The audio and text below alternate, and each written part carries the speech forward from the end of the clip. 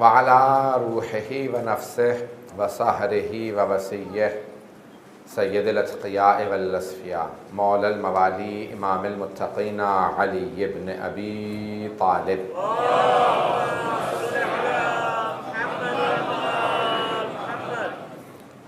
وعلى اوصیائه لا سیما بقیۃ اللہ فی الارضین وحی وارواح العالمین لتراب مقدمہ الفدا واللعنة الدائمة على أعدائهم أجمعين من الآن إلى قيام يوم الدين. أما بعد فقد قال الله الحكيم في كتابه الكريم بسم الله الرحمن الرحيم يا أيها الذين آمنوا كتب عليكم الصيام كما كتب على الذين من قبلكم لعلكم تتقون. صدق الله العلي العظيم. صلوات.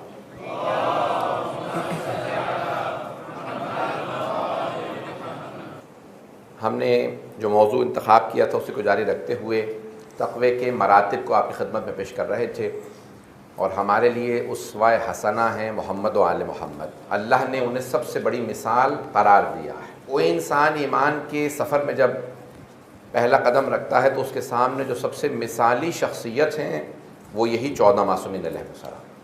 ان کی زندگی ہمارے لیے اسوہ ہے. جو ان سے دور ہے وہی کفر میں چلا جاتا ہے، وہی نفاق میں چلا جاتا ہے. جو آل محمد سے قریب ہوتا ہے وہی ایمان کے درجے پہ بھی فائز ہوتا ہے، وہی متقی بھی بن سکتا ہے. اسی لیے مولا کے القاب میں یعصوب المؤمنین بھی ہے اور مولائے متقیان بھی لقب ہے. مراتب کو ہم پیش کر رہے تھے. آج ہم اگلے مرحلے میں داخل ہوتے ہیں اور آج پیش کرنا چاہتے ہیں کہ تقوی کی شرائط میں سے ایک شرط ہے شجاعت. مومن جب تک اس میں شجاعت نہ آئے حقیقی معنی میں متقی نہیں بن سکتا، بلکہ بہت سو نے تو یہاں تک بحث کی ہے کہ مومن ہی نہیں بن سکتا جب تک شجاعت نہ آ جائے. بزدل آدمی کبھی بھی امیر المؤمنین کا ماننے والا نہیں ہوتا. جن کا مولا ہی اسد اللہ الغالب ہو وہ کیسے بزدل ہو سکتے ہیں؟ اس لیے ہر مومن کو شجاع ہونا چاہیے. شجاع یعنی بہادر. اب ہمارے لیے جو مثالیں ہیں شجاعت کی وہ اہل بیت علیہ السلام ہی نے قائم کی ہیں. 3 چیزیں بنی ہاشم کی مشہور تھیں، تمام بنی ہاشم میں تھیں. پہلی ہے خوبصورتی، بنی ہاشم سب خوبصورت تھے. دوسری ہے سخاوت، سب سخی تھے، جنرس سے. تیسری ہے شجاعت. تمام بنی ہاشم یہ 3 صفات رکھتے تھے. بنو امیہ میں تینوں ہی برعکس تھی. تو اب میں کہنا نہیں چاہ رہا ہوں کہ وہ کیا تھیں، لیکن آپ سمجھ جائیے کہ اس کے بالکل برعکس، بالکل اپوزٹ. تو وہ بنو امیہ کے اندر نہ خوبصورتی تھی، نہ ہی سخاوت تھی، نہ ہی شجاعت تھی. اہل بیت علیہ السلام کے اندر اور بہت سے کمالات ہیں، لیکن بنی ہاشم میں سب میں یہ 3 خصوصیات تھیں. آگے بڑھا رہا ہوں بات کو. پوچھا گیا پیغمبر اسلام سے کہ شجاعت کیوں ضروری ہے، سب سے شجاع کون ہوتا ہے؟ تو جناب امیر کا فرمان مشہور و معروف ہے، اشجع الناس من خالف ہواہ. سب سے بہادر انسان وہ ہے جو اپنے ہوائے نفس کی مخالفت کرے. ہر ایک کو سختی کرتا پھرے، غنڈہ گردی کرتا پھرے، بدماشی کرتا پھرے، اسے شجاع نہیں کہتے. پتہ نہیں توجہ ہے یا نہیں؟ میں الفاظ استعمال کر گیا ہوں اور کوئی الفاظ ذہن میں آ نہیں رہے تھے، ممبر پہ ہوں، تفصیل میں نہیں جا سکتا. لیکن بلنگ جیسے انگلش میں کہا جاتا ہے، لوگوں کو بلی کرنا، لوگوں کو روب میں لے کے آنا، یہ شجاعت نہیں ہے. سب سے بڑی شجاعت ہے اپنے ہی ہوائے نفس کی مخالفت کرنا. ذہن میں رکھیے گا جملہ، ہوائے نفس کی، اپنی خواہشات کی مخالفت سب سے بڑی شجاعت ہے. یہ جناب امیر نے فرمایا ہے، ختمی مرتبت نے فرمایا، کہا جہاں دیکھو کہ شجاع کون ہے تو فیصلہ کیسے کرو کہ شجاع کون ہے؟ شجاعت کا فیصلہ ہوگا جو اپنے ہوائے نفس کی مخالفت کرے، خواہشات کی مخالفت کرے. جو اپنے نفس کی مخالفت کرے وہ سب سے زیادہ شجاع ہے. اب سب کے ذہنوں میں جنگ خندق ہے نہیں ہے، اس کا مطلب ہے مجھے پیش کرنی پڑے گی. چاہیں ذرا چند ایک نمونہ پیش کرنا چاہتا ہوں جنگ خندق کا. اب جہاں تاریخ میں امیر المؤمنین کی جنگیں درج کی گئی ہیں، مجھے صرف مثالیں دے کے آگے بڑھنا ہے کہ شجاعت مومن کیوں ضروری ہے. تو جناب امیر کی بدر ہو، احد ہو، خیبر ہو، خندق ہو، حنین ہو، کوئی جنگ ہو، اس کے اندر اگر معرکۃ الاعراج جنگ کی ہے تو علی ابن ابی طالب علیہ السلام نے کی ہے. عزیزان گرامی، بدر کے اندر جب سب کے سب افراد دیکھ رہے ہیں کہ اب کافر بھاگنے لگے تو کچھ لوگ مسلمان اپنی جو پہاڑ پہ پیغمبر اسلام نے 50 تیر انداز کھڑے کیے تھے، کسی جگہ پہ نہ جانا، یہیں کھڑے رہنا جہاں میں نے کھڑا کیا، وہ بھاگنے لگے کہ ایسا نہ ہو کہ یہ بیت المال باقی مومنین کو، صحابہ کو مل جائے، ہمیں نہ ملے. تو وہ اپنی جگہ چھوڑنے لگے، بھاگنے لگے، وہ بھی بیت المال لوٹنے کے لیے. جو افراد روک رہے تھے وہ شہید ہو گئے. اب جب دیکھا کہ خالد بن ولید جو ہے وہ پار سے آ گیا احد کے اندر، اور بہرحال بدر کے اندر ابو سفیان کا پورا پلان تھا، احد کے اندر خالد بن ولید کا پلان تھا، اس نے بہرحال ایک حملہ کیا، احد کے اندر سب کو اپنی جگہ سے ہٹا دیا۔ بدر مسلمانوں نے جیتی ہے، احد کے اندر ظاہری لحاظ سے مسلمان ہار گئے ہیں کہ وہاں پہ شہادتیں ہوئیں، جناب حمزہ بھی شہید ہو گئے۔ بدر کے اندر جناب عبیدہ کی شہادت ہے، احد کے اندر جناب حمزہ کی، دونوں پیغمبر اسلام کے چچا بنتے ہیں رشتے کے اندر، ایک سگے چچا ہیں اور دوسرے رشتے کے چچا ہیں۔ لیکن احد کے اندر بھی یہی ملتا ہے کہ جب سب کے سب بھاگنے لگے تو جناب امیر واحد شخص سے، میں یہاں پہ جملہ کہہ کے آگے بڑھ رہا ہوں، کہ سوال کیا گیا جناب امیر سے، کس نے سوال کیا؟ آپ ہی کے بیٹے حضرت محمد حنفیہ نے سوال کیا، کہا بابا میدان جنگ میں آپ کو کہاں پاؤں گا؟ کہا بیٹا جہاں چھوڑ کے جاؤ گے وہیں پاؤ گے، نہ میں دشمن سے پیچھے جاتا ہوں نہ دشمن کے پیچھے جاتا ہوں۔ اگر بات پہنچ جائے، جب دشمن سارا مل کے بھی حملہ کر دے تو میں پیچھے نہیں ہٹتا، اور جب سارے دشمن بھاگنے لگے تب بھی میں پیچھے نہیں جاتا، میں جہاں کھڑا ہوتا ہوں وہیں کھڑا رہتا ہوں۔ اب نہج البلاغہ میں مولا اپنے بیٹے محمد حنفیہ سے کہتے ہیں، فرماتے ہیں کہ بیٹا جب جنگ کرو تو 3 اصول ہیں جنگ کے، دانتوں کو بھینچ لو، اپنے جبڑے کو زور سے بند کر لو، کھلا منہ نہ رکھو، نظر آخری فرد پہ رکھو۔ جب میں جنگ پڑھ رہا ہوتا ہوں تو پھر میں اپنے آپ میں نہیں ہوتا ہوں۔ تو مولا فرماتے ہیں کہ اے محمد حنفیہ جب جنگ کرنے لگو تو دانتوں کو بھینچ لو، نظر آخری فرد پہ رکھنا۔ کہا بابا پہلے پہ کیوں نہیں؟ کہا اگر پہلے کو دیکھو گے باقی سب سے غافل رہو گے، جب آخری پہ نظر ہوگی تو سب کو دیکھ رہے ہوگے۔ اور کہا تیسری شرط ہے جہاں کھڑے ہو جاؤ ایسے کھڑے ہونا جیسے زمین میں گڑ گئے ہو، جیسے دونوں پاؤں زمین کے اندر چلے گئے ہیں ویسے رک جانا، کوئی پیچھے نہ ہٹا سکے، کوئی اپنی طرف کھینچ نہ سکے، جہاں کھڑے ہو وہاں گڑ جانا جیسے پہاڑ کھڑا ہوتا۔ اے محمد حنفیہ جہاں چھوڑ کے جاؤ گے مجھے وہیں پاؤ گے، نہ میں دشمن سے پیچھے جاتا ہوں نہ دشمن کے پیچھے جاتا ہوں۔ کہا بابا پھر جب آپ دشمن کے پیچھے نہیں جاتے تو اتنے لوگوں کو قتل کیسے کر دیتے ہیں؟ کہا بیٹا محمد حنفیہ جس کی موت آتی ہے وہ خود میرے پاس آ جاتا۔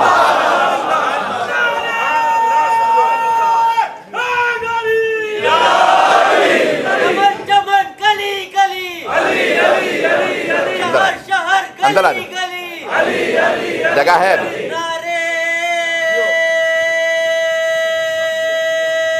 ماشاءاللہ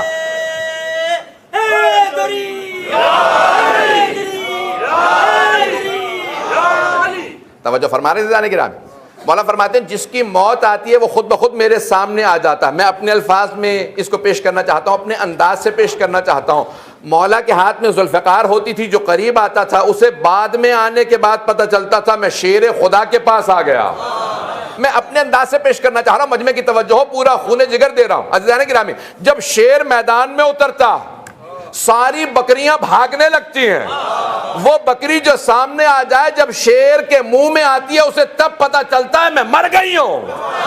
جو علی کے سامنے آتے تھے مولا کہتے تھے ذوالفقار کا صدقہ اتار رہا ہوں۔ جب ذوالفقار چلاتے تھے 2 ٹکڑے کر کے پھینک دیا کرتے تھے۔ کہا بیٹا محمد حنفیہ اگر جنگ کو دیکھنا ہو تو دیکھنا میں کیسے لڑتا ہوں، کس مقام پہ؟ کہا صفین میں۔ مجھے صفین کو آج نہیں پیش کرنا، زندگی رہی تو کل پیش کروں گا۔ عزیزان گرامی چاہے احد ہو چاہے کوئی جنگ ہو، آج مجھے احد کی صرف ایک سادہ سی مثال کو پیش کرنا، خندق کے 2 جملے وقت کے ملحوظ خاطر رکھتے ہوئے تیزی سے چل رہا ہوں۔ عزیزان گرامی احد کا میدان، بڑے بڑے افراد جنگجو گھبرا رہے ہیں، بڑے بڑے افراد بھاگتے نظر آ رہے ہیں۔ جب سب بھاگنے لگے تو وہاں ایک شیر خدا کھڑے، اور ایک مرتبہ آپ نے اپنی تلوار کے اوپر ٹیک لگا رکھی ہے۔ اچانک اتنے میں ایک آدمی سامنے آتا اور وہ گھبرا رہا تھا میں علی کی طرف جا رہا ہوں، جناب علی کی پشت کی طرف سے آ رہا، جس کی پشت کی اتنی ہیبت ہو اس کی نگاہوں کی کتنی ہیبت ہوگی۔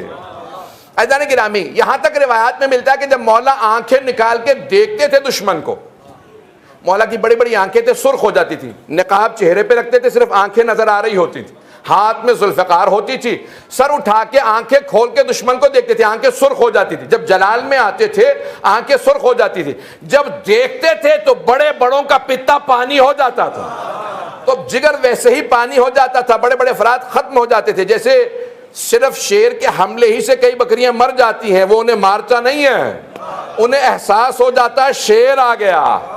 تو گرامی جناب امیر علیہ السلام احد کا میدان ہے، بڑے آرام سے اطمینان سے اپنی تلوار پہ ٹیک لگا کے کھڑے ہیں. کہاں پہ؟ احد کے پہاڑ پہ، کہ جہاں حبیب خدا کو ایک جگہ پہ روک دیا تھا اور آپ آئے اور آنے کے بعد کھڑے ہیں. ایک آدمی پشت سے آ رہا، ایک مرتبہ آتے آتے آرام سے بڑے دبے پاؤں سے آ رہا تھا. دبے پاؤں سمجھتے ہیں نا، کوئی آواز نہیں بنا رہا تھا، آرام سے پاؤں رکھ رہا ہے. اچانک گھبراہٹ کے اندر اس کے ہاتھ سے تلوار چھوٹ گئی، کہ سامنے علی بن ابی طالب لڑتا دیکھ چکا تھا. جیسی تلوار چھوٹی تو تلوار گر گئی، پہاڑ تھا.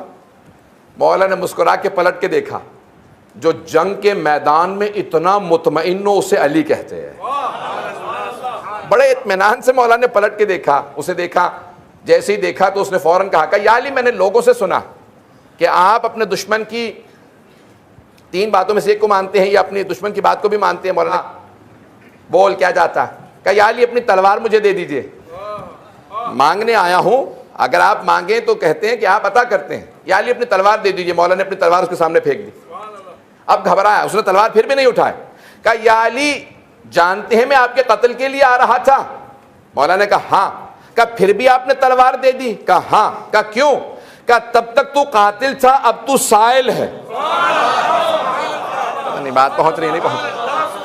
کہ تب تک تو قاتل تھا، اب تو سائل ہے، اب تو مانگنے والا. مانگنے والے کو علی رد نہیں کرتا. تو نے مانگا تھا اس لیے میں نے تلوار دے دی. تو کہا کہ یا علی بتائیے یہ آپ کا کردار ہے یا دین نے آپ کو سکھایا؟ کہا یہی میرا دین ہے، جو میں کر رہا ہوں یہی میرا دین ہے. کہا یا علی اگر یہی آپ کا دین ہے تو میں آپ کے دین پہ ہوں، میں آپ کے دین پہ ہوں، مجھے کلمہ پڑھا لیجیے. عزیزان گرامی کون کہتا ہے علی کی تلوار سے اسلام پھیلا؟ علی کے کردار سے اسلام پھیلا. تلوار صرف ان کے لیے تھی جو منافق و کفار تھے، مشرک تھے، جو دشمن خدا تھے، دشمن رسول خدا تھے، علی صرف انہیں مارتے تھے. تو عزیزان گرامی پیش کر رہا ہوں کہ شجاعت اسلام کی علامت ہے. یہاں احد کا سب سے بڑا جو معرکہ ہے کہ جہاں جناب امیر علیہ السلام جنگ کرتے رہے، پوری فوج آتی تھی، مولا ایک تلوار سے پوری اپنی فوج کو جو مقابلے میں آتی تھی روکتے تھے، یہاں تک کہ تلوار ٹوٹ گئی. تلوار ٹوٹ گئی ہے لیکن دشمن پھر بھی حملہ نہیں کرتا. جناب ختمی مرتبت کو پلٹ کے دیکھا جناب امیر نے، کہا یا رسول اللہ میری تلوار ٹوٹ گئی. ذہنوں میں ہے نا واقع ذہن، آپ تو گھبرا کیسے سن رہے ہیں جیسے آپ نے پہلی دفعہ سنا. جناب امیر علیہ السلام کی تلوار ٹوٹ گئی. پیغمبر اسلام سے کہا جو پہاڑ احد کے پہاڑ پہ کھڑے تھے، کہا یا رسول اللہ میری تلوار ٹوٹ گئی ہے. پیغمبر اسلام نے ایک کھجور کے درخت کی ٹہنی کو، برانچ کو توڑا، جناب امیر کی طرف کو پھینکا. کہا یا علی اس سے مقابلہ کیجئے، میری لاکھوں روح قربان علی پہ. یہ نہیں کہتے یا رسول اللہ، یہ باریک سی لکڑی ہے، ان کے ہاتھوں کے اندر لوہے کی تلوار ہے، آپ نے اسی ہاتھ میں ٹہنی کو لیا، مقابلہ کیا. دوسری دفعہ پھر کہا یا رسول خدا ٹہنی ٹوٹ گئی ہے. پیغمبر اسلام نے ایک اور ٹہنی پھینکی. جب تیسری دفعہ ٹہنی پھینکی تو اللہ نے جنت کے اندر حکم دیا جناب جبرائیل کو، ذوالفقار لے اور چلا جا. جناب جبرائیل نے ہاتھ میں ذوالفقار لی اور وہاں سے چلے. علامہ اقبال نے فارسی کے اندر ان جملوں کو جو جناب جبرائیل کہہ رہے تھے یوں کہا: شاہ مرداں، شیر یزداں، قوت پروردگار، لا فتح الا علی، لا سیف الا ذوالفقار.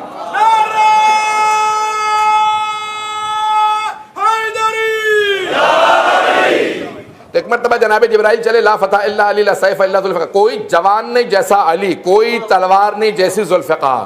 آنے کے بعد ذوالفقار دی. اب سمجھ میں آیا ذوالفقار کیسے نازل ہوتی ہے. ذوالفقار کردار سے نازل ہوتی ہے. مجھے تعجب ہے ان مسلمانوں پہ جنہوں نے ذوالفقار کے فضائل میں 2-3 صفحے لکھ دیے. بات نہیں پہنچا پایا. تعجب ہے مجھے ان مسلمانوں پہ جنہوں نے ذوالفقار اس تلوار کے فضائل میں 2-3 صفحے لکھ دیے کہ ذوالفقار ایسی تھی، اس کے 2 منہ تھے، حق و باطل میں تمیز کرتی تھی، اسے کافر و منافق اٹھا نہیں سکتے تھے، تلوار چلتی تھی تو خود بخود 2 ٹکڑے کر دیتی تھی. ارے یہ اتنے فضائل اس ذوالفقار کے ہیں، یہ سمجھ میں نہیں آ رہا صاحب ذوالفقار کون ہے. یہ کس کے لیے نازل ہے؟ خاص تحفہ تھا خالق کا کسی خاص اپنے کے لیے.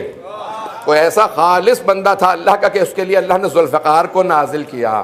وہ علی بن ابی طالب کا کردار ہے جن پہ ذوالفقار نازل ہوئی ہے. عزیزان گرامی ذوالفقار نازل ہوئی اتنے فضائل والی، جس تلوار کے اتنے فضائل ہوں، سوچیں صاحب ذوالفقار کے کتنے فضائل ہوں. صرف اشارہ کرنا تھا کہ شجاعت کیا شے ہے. شجاعت اس بات کا نام نہیں ہے کہ ایک آدمی سب سے لڑتا پھرے. شجاعت اس بات کا نام ہے کہ انسان جب دشمن خدا کے مقابلے میں آئے تو اس سے دلیر کوئی نہ ہو، اور جب خدا کے بندوں کے سامنے آئے تو اس سے متواضع کوئی نہ ہو. اس بات کو پہنچا پاؤں کہ جناب امیر نادر و فقیر مومنین کے سامنے بے انتہا انکساری سے پیش آتے تھے.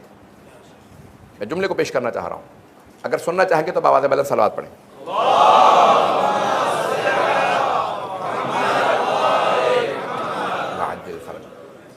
عزیزان گرامی, کون ہے جناب امیر؟ جب احد کے بعد بڑے بڑے مشرکین و کفار کو گرفتار کر لیا گیا, خندق کے بعد, مجھے خندق کا جملہ لازم پیش کرنا ہے, پوری جنگ نہیں پڑھوں گا لیکن ایک جملہ پیش کیے بغیر آج مکمل نہیں ہوگی بات. جب گرفتار کر لیا گیا سب کو, بڑے بڑے جنگجو تھے, تو پیغمبر اسلام نے کہا ان سب کو اسلام کی دعوت دو. تقویٰ کیا ہے؟ جاؤ ان سب کو اسلام کی دعوت دو. آپ جانتے ہیں کن کن کو مہلت ملی ہوگی؟ صحابہ رسول میں ایک بہت بڑے صحابی گئے, جانے کے بعد دعوت دی, کوئی مسلمان نہیں ہوا. دوسرے صحابی سے کہا, انہوں نے ایک مرتبہ دعوت دی, اس کے بعد تلوار نکالی, کا مسلمان ہوتے ہو یا میں تمہاری گردنیں قلم کر دوں. پیغمبر اسلام نے کہا واپس آ جاؤ, خبردار تلوار مت اٹھانا. کہا یا رسول اللہ یہ مسلمان نہیں ہو رہے. کہا نہیں, ابھی رک جاؤ, ابھی علی کی باری آنی ہے. پیغمبر اسلام بھی ایسا نہیں ہے کہ کسی اور کو موقع نہیں دیتے تھے, سب کو موقع دیا کہ جاؤ جا کے دعوت دو اسلام کی. اب جناب امیر علیہ السلام کی نوبت آئی. عزیزان گرامی, جب جناب امیر المؤمنین علیہ السلام گئے ان مشرکین کو اسلام کی دعوت دینے کے لیے, تو ایک مرتبہ زمین پہ دونوں گھٹنے زمین پہ رکھے, دو زانو ہو کے آرام سے بیٹھ گئے, سر جھکا کے کہا اب میں بتاتا ہوں اسلام کیا ہے. 5 منٹ گفتگو کو سنا, خطیب نہج البلاغہ کے کلام کو سنا. ایک مرتبہ تمام کے تمام مشرکین کی آنکھوں میں آنسو آنے لگے. کہا یا علی, آپ وہی ہیں نا یا علی کہ جو میدان جنگ میں جب تلوار اٹھاتے تھے تو سارے کفار بھاگنے لگتے تھے؟ کہا ہاں میں وہی علی ہوں. کہا آپ وہی علی ہیں کہ جن کے تلوار سے سارے کفار ڈرتے ہیں؟ کہا ہاں وہی علی ہوں. کہا آپ اس مقام پہ دو زانو ہو کے زمین پہ کیوں بیٹھے؟ کہا اس وقت تم لڑنے آئے تھے, اس وقت تم سننے بیٹھے ہو. تو پہلا جو حکم دیا, مولا نے کہا ان سب کی زنجیریں کھول دو, آرام سے بات کرنا چاہتا ہوں. ان سب نے دوبارہ سوال کیا, کہا یا علی آپ کا کردار ہے یا آپ کے دین نے سکھایا؟ کہا یہ مجھے اسلام نے سکھایا. کہا اگر یہی اسلام ہے تو ہم سب مسلمان ہیں. میں دوبارہ کہہ رہا ہوں کہ امیر المومنین محمد و آل محمد کے کردار سے اسلام پھیلا. تلوار اس وقت اٹھاتے تھے جب کہ کوئی اور حل نہ ہو, جب کوئی حل نہیں ہوتا تھا, جب وہ کہتے تھے کہ نہیں ہم آپ کو قتل کر دیں گے, حبیب خدا کے مارنے کے لیے آتے تھے, اس وقت جناب امیر جنگ کرتے تھے, ہمیشہ جنگ نہیں کرتے تھے. تو آپ نے تواضع سے لوگوں کو جذب کیا, اٹریکٹ کیا تو اپنے کردار سے. عزیزان گرامی, لیکن شجاعت بہت ضروری ہے. جو میدان چھوڑ کے بھاگ جائے, میں نے نام نہیں لیا, کچھ لوگ پہنچ گئے خود بخود, میں کسی زمانے کی بات نہیں کر رہا ہوں, اس زمانے سے لے کے آج تک میدان چھوڑ کے بھاگنے والوں کے نام لینے کی ضرورت تو نہیں ہے. افغانستان میں آپ کے ذہن میں ہے نا کوئی ملا؟ نہ جانے گرامی, نہ جانے یہ اول اسلام سے لے کے آج تک نام ہی کا اثر ہے, نہ جانے کیا ہے کہ بھگوڑوں کے اندر پتہ نہیں کون کون سے نام موجود ہوں گے. تو آج چاہے وہ داعش کا ابو بکر بغدادی ہو, چاہے طالبان کا ملا عمر ہو, نہ جانے کون کون ہیں اور کہاں کہاں ہیں اور کہاں کہاں تک رہیں گے. اس زمانے سے لے کے آج تک بھگوڑا کبھی بھی علی کا ماننے والا نہیں ہوگا. اور جتنے علی کے ماننے والے ہوں گے, ہزاروں کے لشکر میں 50 افراد بھی کافی ہوں گے. کر رہا ہوں, بڑی ذمہ داری سے بات کر رہا ہوں کہ اگر جناب زینب کبریٰ سلام اللہ علیہا کے حرم کی حفاظت کے لیے 50,000 کا لشکر آتا, ہماری طرف سے 500 افراد مقابلہ کرتے ہیں. میں نے خود خدا کی قسم سوال کیا, ممبر پہ ذمہ داری سے بات کر رہا ہوں ان نوجوانوں سے, کیسے آپ نے مقابلہ کیا؟ واقعی نا 500 تھے؟ کہا ہاں ہم صرف 500 تھے. شہید ہوئے؟ کہا ہاں بہت سے شہید ہوئے. کہا وہ 50,000 داعش کے لوگ آئے, کیسے آپ نے مقابلہ کیا؟ کہا ان میں ہم میں ایک فرق تھا, وہ $2,000 پہ لڑنے آئے تھے, ہم جناب زینب کے حرم کی حفاظت کے لیے گئے. ہم حضرت زینب کبریٰ سلام اللہ علیہا کے حرم کے حفاظت کے لیے گئے تھے. ہم بار بار ایک دوسرے کو کہتے تھے ارے عباس کو کیا منہ دکھاؤ گے. کہ ہم اس جذبے سے لڑتے تھے, جتنے بھی افراد ہوتے تھے وہ کوئی مقابلے میں نہیں آ سکتا تھا. عزیزان گرامی, علی کا ماننے والا شجاع ہوگا, کبھی بھی میدان چھوڑ کے نہیں بھاگے گا. جناب ختمی مرتبت کو قرآن کہتا ہے گناہان کبیرہ میں ہے میرے حبیب کو چھوڑ کے بھاگ جانا. کیوں؟ یعنی پیغمبر مرتے معاذ اللہ تو مر جائیں, میں اپنی جان بچا لوں. جبکہ ایمان یہ ہے کہ نہیں, میری جان چلی جائے لیکن میں پیغمبر کے کام آ جاؤں. میں نے کہا تھا جب تک خندق پیش نہیں کروں گا آگے نہیں بڑھ سکتا. 2 جملے پیش کرنا چاہتا ہوں. شب ہجرت ذہنوں میں ہے کہ جب حبیب خدا نے سارے صحابہ سے کہا اپنے اپنے گھروں میں رہنا, کوئی گھر سے باہر نہ نکلے, پھر ایک غلام سے کہا جاؤ جا کے میرے بھائی علی کو بلا لاؤ. جناب امیر آئے, کہا یا علی میرے بستر پہ سو جائیے گا, یہ چاروں طرف دیکھنا یہ میرے قتل کے لیے آئے. کہا ہاں یا رسول اللہ, بس صرف ایک سوال ہے یا رسول اللہ میرا آپ سے. فرمائیے یا علی کیا سوال ہے؟ یا رسول اللہ کیا میرے آپ کے بستر پہ سونے سے آپ کی جان بچ جائے گی؟ بھائی بہت بڑا سوال ہے. پیغمبر اسلام نے کہا ہاں یا علی, جب آپ میرے بستر پہ سو جائیں گے تو میری جان بچ جائے گی. اسلام میں پہلا سجدہ شکر علی ابن ابی طالب بجا لائے, فوراً سجدہ شکر میں گئے. کہا پروردگارہ تیرا شکر ہے, تو نے مجھے اس لائق بنایا ہے میں تیرے حبیب کی جان بچا رہا ہوں. بہت بڑا جملہ ہے مولا کا.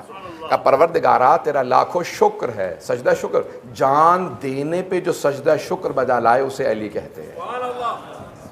سجدہ شکر بجا لا رہے ہیں.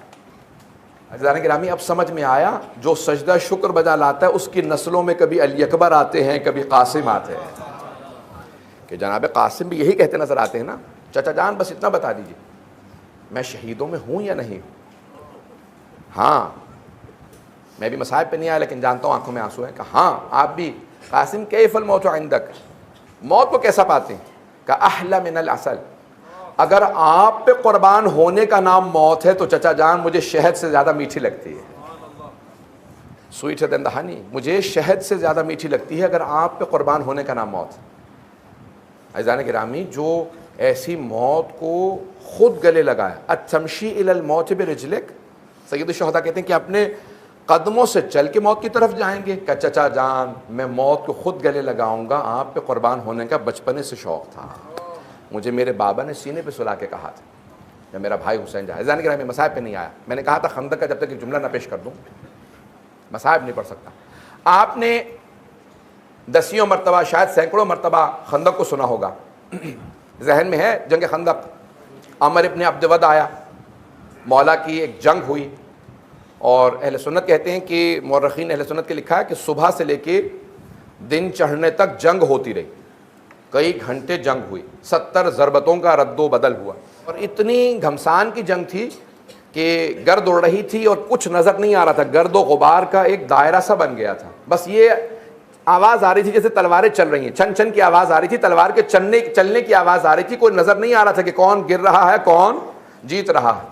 چاروں طرف صحابہ کرام تشریف فرما ہے, کیونکہ پیغمبر نے کہا تھا جو بھی مجھے میرے بھائی کی فتح کی خبر دے گا میں اسے جنت کی بشارت دوں گا.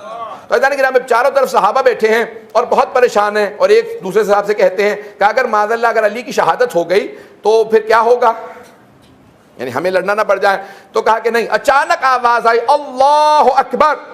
اب سب کو یقین ہو گیا کہ علی ابن ابی طالب نے عمر ابن عبد ود کو گرا دیا, اور مولا نے واقعاً گرا دیا تھا. جیسے ہی اسے گرایا سینے پہ سوار ہو گئے, سینے پہ سوار ہوئے, ہاتھ میں ذوالفقار تھی. اب سب دیکھ رہے ہیں چاروں طرف سے علی سینے پہ سوار ہے, ذہنوں میں ہے نا کہ اس نے جسارت کی. جب جسارت کی تو میرے مولا سینے سے اترے, صحابہ پیچھے ہٹنے لگے. کہہ رہے اتنی مصیبتوں سے یہ گرا تھا, دلیر ہے. علی سینے سے اتر گئے, میرے مولا چند قدم چلے پھر واپس گئے. واپس گئے تو سر قلم کرنے کے بعد پیغمبر کے پاس لے گئے. اب سارے صحابہ نے کہا یا علی جب آپ نے گرا دیا تھا اسے تو چھوڑا کیوں؟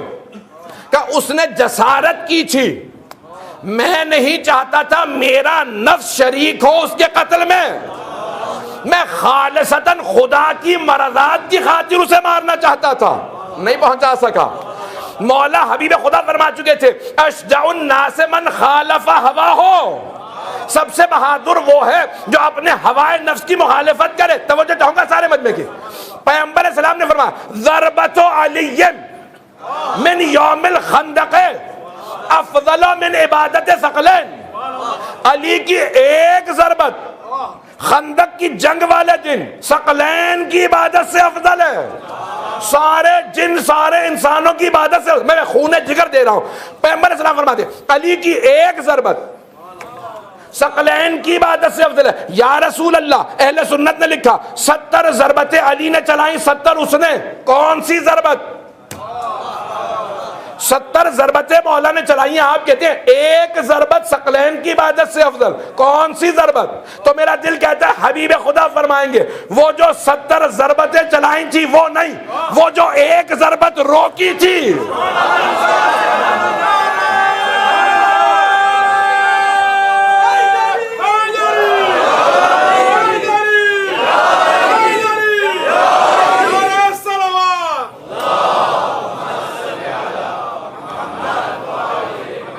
وہ جو 70 ضربتیں چلائیں تھی وہ نہیں، وہ جو ایک ضربت روکی تھی۔ کہ خالصتاً خدا کی خاطر مارنا چاہتا ہوں، یہ دشمن رسول خدا ہے۔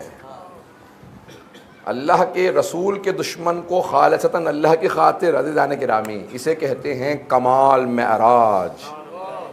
اسی لیے علی کا کوئی مقابلہ نہیں کر سکتا۔ روز قیامت جس کی ایک ضربت ثقلین کی عبادت سے افضل ہو۔ چوتھے امام سے کسی نے سوال کیا مولا آپ زین العابدین ہیں، عابدوں کی زینت ہیں، کیا آپ اپنے دادا کی عبادت کی بھی زینت ہیں؟ فرمایا نہیں، کیا تو نے میرے جد رسول خدا کو کہتے نہیں سنا؟ ضربت علی یوم الخندق افضل من عبادت ثقلین، علی کی ایک ضربت ثقلین کی عبادت سے افضل ہے، ایک ضربت ثقلین کی عبادت سے افضل ہے۔ عزیزان گرامی یہ امیر المؤمنین ہے کہ انسان، میں نے کل عرض کیا تھا کہ تقوی کا سفر شروع ہوتا ہے پہلے قدم سے، وہ پہلا قدم اپنے نفس پہ رکھیے، سفر شروع ہو جاتا ہے۔ The first step is on your desires، پہلا قدم وہاں رکھیں اپنے خواہشات پہ، نفس پہ، اور سفر شروع ہو جاتا ہے۔ مولا کا ماننے والا تقوی کی راہ میں چلے گا۔ آج شب ضربت ہے، تفصیل کا وقت نہیں ہے، شب مصائب ہے۔ مولا ضربت مصائب کو بعد میں پیش کروں گا، مولا ہی کے چند جملے مصائب کے پیش کرنا چاہتا ہوں۔ روایت کے الفاظ ہیں، مولا نے جب اپنا کیپٹل منتقل کیا نا مدینے سے کوفے، تو امام حسن مجتبیٰ سے کہا بیٹا حسن مجتبیٰ مجھے میری بیٹیاں بہت یاد آ رہی ہیں، بیٹیاں بہت یاد آ رہی ہیں، آپ مدینے جائیے میری بیٹیوں کو مدینے سے کوفے لے آئیے، لیکن ایک بات کا خیال رکھیے گا، علیک باللیل، رات میں سفر کیجئے گا، دن میں سفر نہ کیجئے گا۔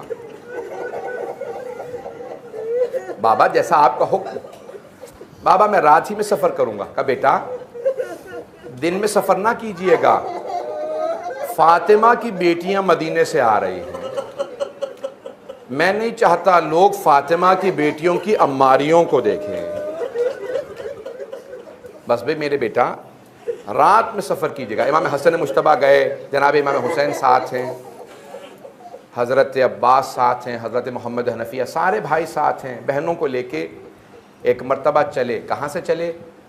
مدینے سے چلے کوفے کی جانب۔ ایسے ہی آپ نے دیکھا ہے نا، بیٹیوں کو باپ سے بڑی محبت ہوتی ہے، اور اگر بیٹیاں زینب ام کلثوم ہوں اور باپ علی ابن ابی طالب ہوں تو محبت اور بھی زیادہ ہوتی ہے۔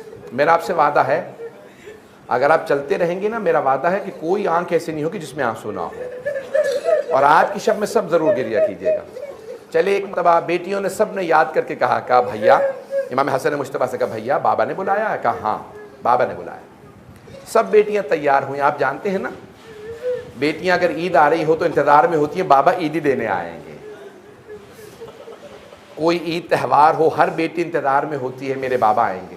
اب ساری بیٹیاں تیار ہوئیں، چلنے لگی۔ کہاں جا رہی ہیں؟ کوفے جا رہی ہیں۔ جب چلی نا تو ناقہ اونٹنیوں پہ سوار کیا بھائیوں نے، کربلا سے پہلے کوفے گئی ہیں بی بی۔ جب تیار کیا، ناقہ تیار ہو گئے، سب بہنوں کو سوار کرایا، چلے۔ ایک مرتبہ کوفے کے باہر امام حسن مجتبیٰ نے قافلے کو روک دیا، اور قافلے کو روکنے کے بعد خود اکیلے کوفے میں آئے۔ جیسے مسجد کوفہ میں آئے تو مولا خطبہ دے رہے تھے۔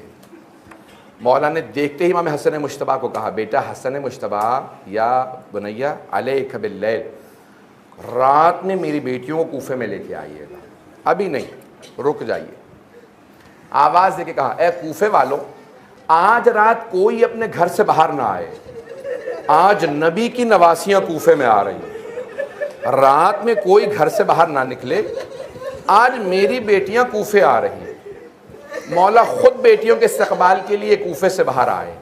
جب باہر آئے تو ایک مرتبہ اگر دیکھ سکے تو میری طرف دیکھیے گا، نہیں تو آنکھیں بند کر کے تصور کیجئے گا کیا عالم ہوگا۔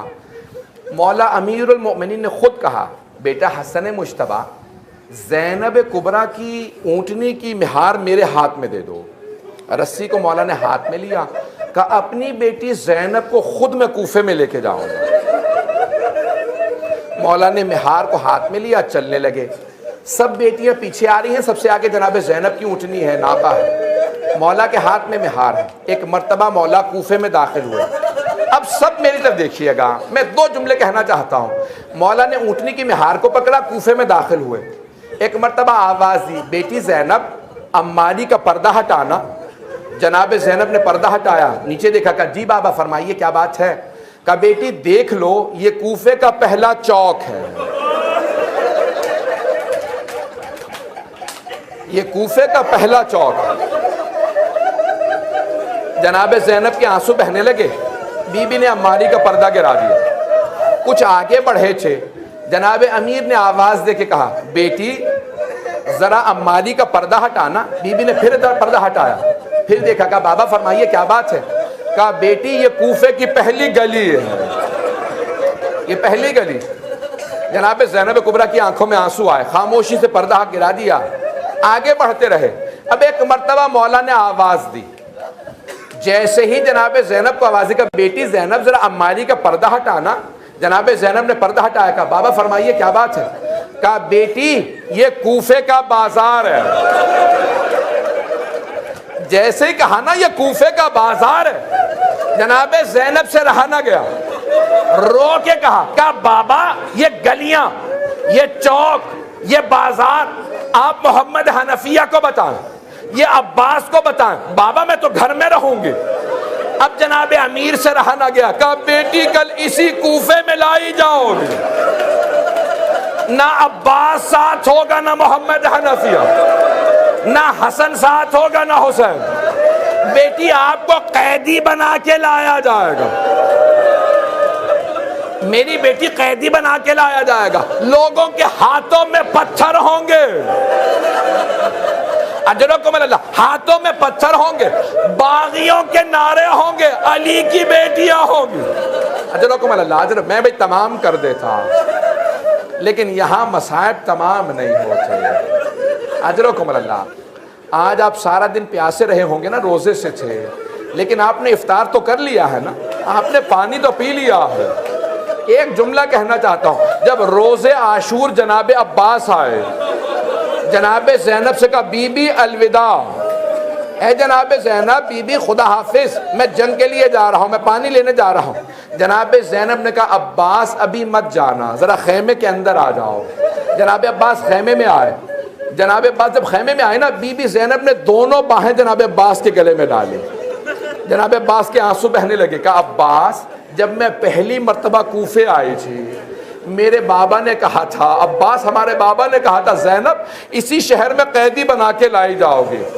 عباس مجھے یقین تھا ایسا ہوگا، کیونکہ بابا نے کہا، لیکن عباس میں سوچا کرتی تھی کس کی ہمت ہوگی مجھے قیدی بنانے کی، میرا عباس جیسا بھائی ہے۔ لیکن عباس جب ابھی آپ نے کہا نا بی بی خدا حافظ، مجھے یقین ہو گیا وہ وقت بڑا قریب ہے جب مجھے قیدی بنایا جائے گا۔ عزیزان گرامی، میں ہاتھ بلند کر کے صرف ایک دعا کروں گا، پروردگارا چادر جناب زینب کا واسطہ امام زمانہ کے ظہور میں تعجیل فرما دے۔ امام زمانہ خود کہتے ہیں، میرے شیعوں سے کہنا جب بھی میرے ظہور کی دعا مانگے میری پھپھی زینب کا واسطہ دے، اللہ میری پھپھی کے واسطے کو کبھی رد نہیں کرتا۔